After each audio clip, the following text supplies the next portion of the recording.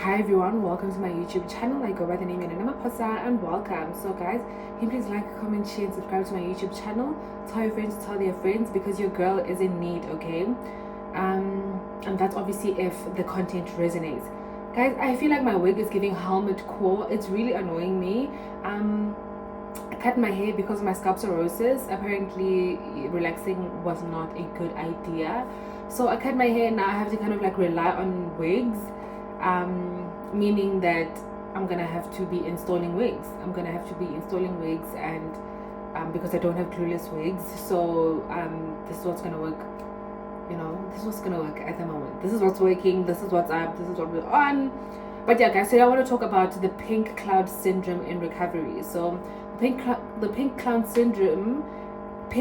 syndrome is a phrase that developed within the recovery community to describe someone who is new to recovery, often just out of withdrawal and riding a wave of bliss.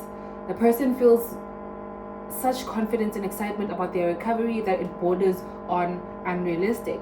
And because I said that I'm going to be on here and I'm going to be real and I'm going to be truthful about my experience, this is what I wanted to speak about. I feel like I'm coming out of the pink cloud because I was on the moon. Okay, you couldn't tell me anything, but I'm still grateful, hopeful and thankful about my recovery.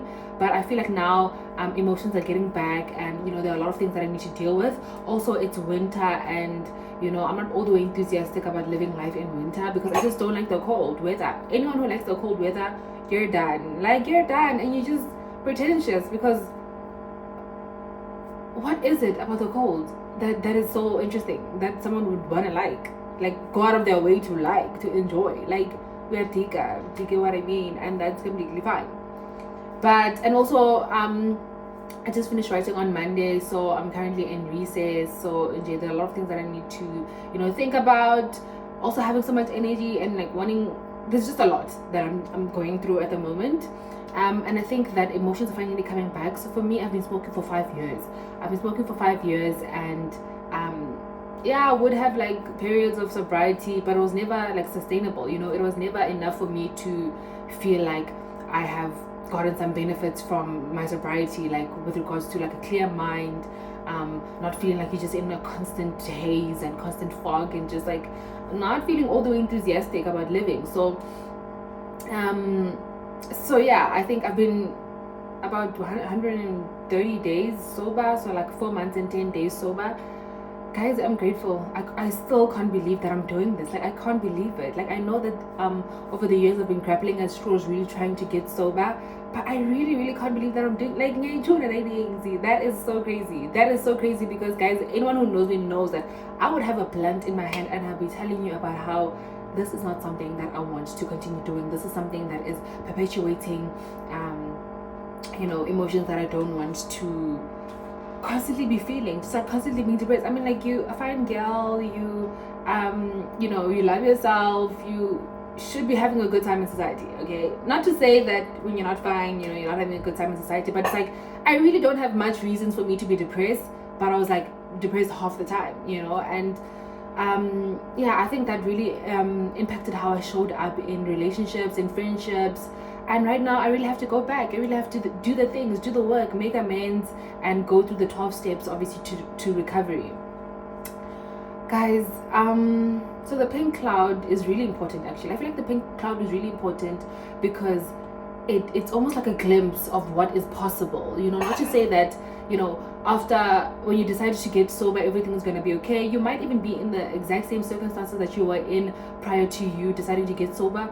But guys, you're building a muscle, and the confidence that comes from building a muscle, from building muscle in general, physically, and also building the muscle of being able to deal with your emotions, being able to show up without feeling the need to have that buffer and stuff. Guys, take it from me. It's really important. There are a lot of ways that weed really affects you, and until you step out of it. Because you become an advocate, you become a stoner, you become a doctor.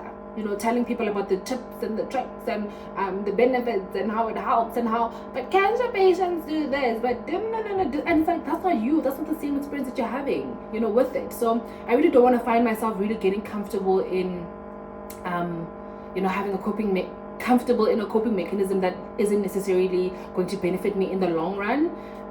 So yeah, I've been finding myself indulging a little too much, or realizing that there's no end to this when I'm eating sweet things. So I don't know if I would identify myself as someone who has a sweet tooth, but guys, I don't know what the look is giving me. Yo guys, bear with me, okay? I'm gonna start to, guys, bear with me, whatever, like, it really doesn't matter. But I just feel like, girl, it's I don't know what it's giving, but whatever. What was I saying? What was I saying, girl? What were you saying?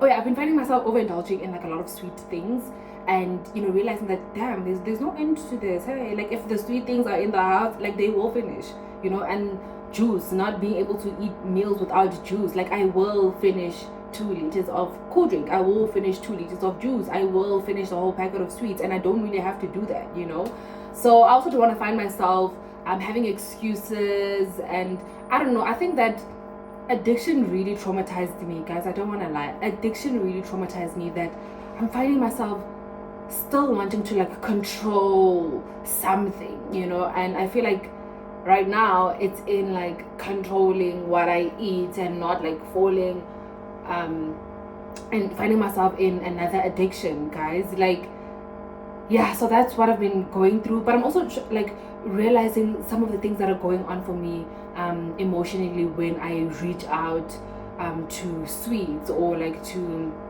wanting to order food that's not necessarily quote unquote healthy, and wanting to overindulge, like going past the going past needing it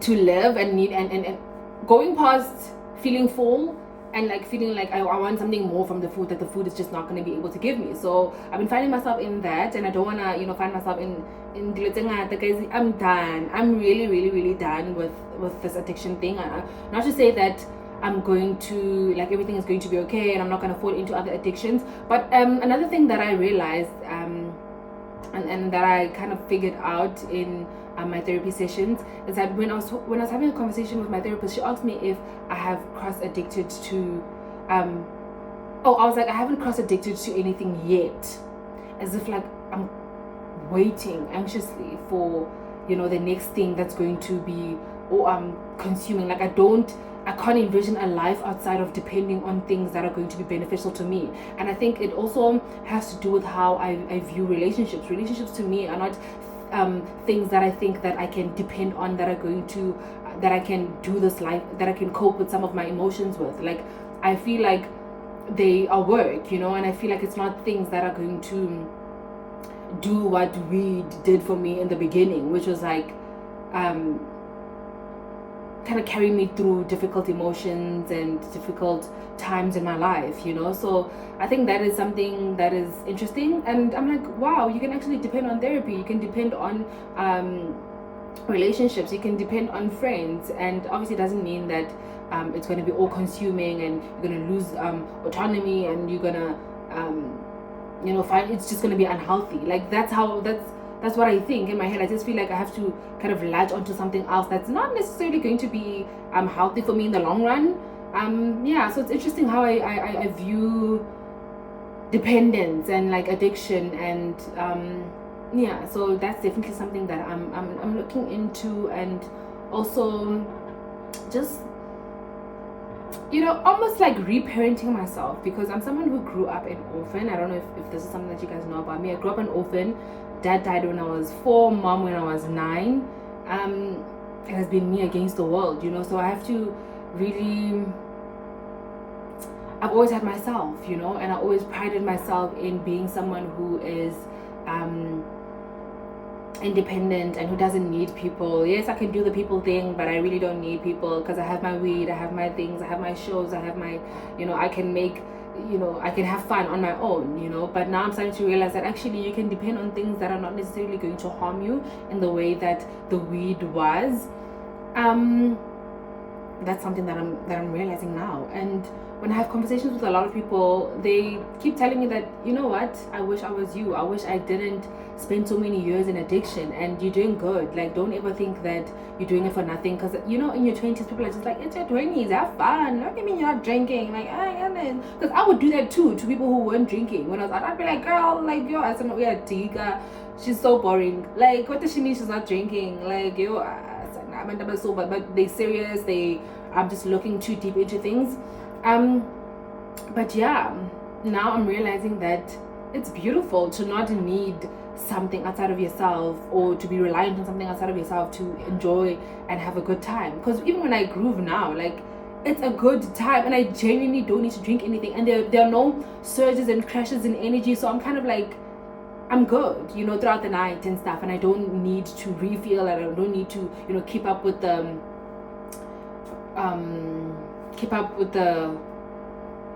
high or whatever, so that is definitely a bonus. Let me see something that I wanted to talk about. There's something that I wanted to talk about.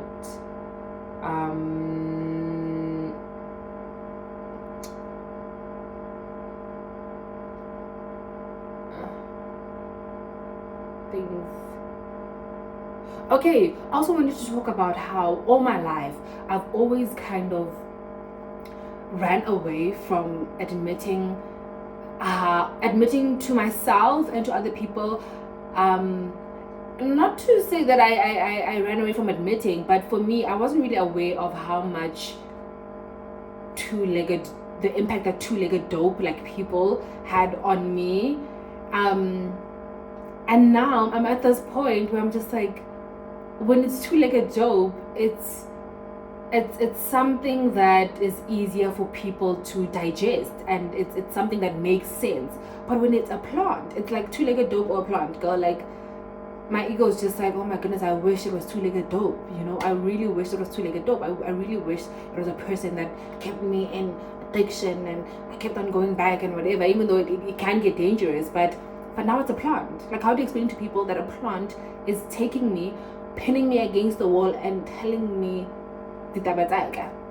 that was truly, truly mortifying, guys. Addiction, I'm pretty sure that it's clear to you guys that addiction has traumatized me, and now I'm able to even call it what it is, addiction. It simply is that, and there's no life in recovery. In the MA rooms, when someone comes on and talks about how they've relapsed and they're back in the rooms, what does that say to you about the nature of addiction? There's no life in use. Like, you keep tricking yourself, bargaining with yourself, telling yourself that you got this, you're able to control it, but you really don't. So guys, that's all that I wanted to say today. Yeah, man, I'm just learning that you can depend on things that are positive. You don't necessarily have to depend on something that's going to ruin your life. And I think also because of my ADHD, we kind of live in a constant state of being low on dopamine. And when you're low on dopamine, you feel sad, you don't feel all the way enthusiastic and motivated about doing a lot of things. So I think that's then the part of me that kind of feels like, okay, so I'm definitely gonna need something, so yeah, I'm gonna go on medication.